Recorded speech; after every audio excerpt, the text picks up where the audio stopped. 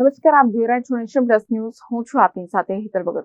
મધ્ય ગુજરાતથી સૌરાષ્ટ્ર જોડતા ગંભીરા બ્રિજ આજે સવારે તૂટી પડવાને કારણે અનેક વાહનો મહીસાગરમાં ખાબક્યા હતા. આ ગોઝારી દુર્ઘટનામાં કુલ 9 લોકોના કરુણ મોત નીપજ્યા છે, જ્યારે 5 લોકોને ઈજાગ્રસ્ત હાલતમાં એસએસજી હોસ્પિટલ અને પાદરાના કોમ્યુનિટી હેલ્થ સેન્ટર ખાતે ખસેડવામાં આવ્યા છે.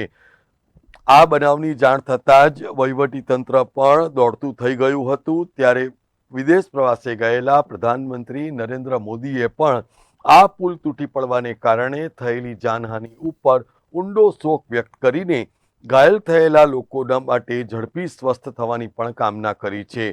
પીએમઓ ઇન્ડિયાએ એક્સ ઉપર જણાવ્યા અનુસાર મૃતકોના પરિવારજનોને પ્રધાનમંત્રી રાષ્ટ્રીય રાહત ભંડોળમાંથી પ્રત્યેકને 2 લાખ રૂપિયા અને ઘાયલોને 50,000 રૂપિયાની સહાયની જાહેરાત કરવામાં આવી છે.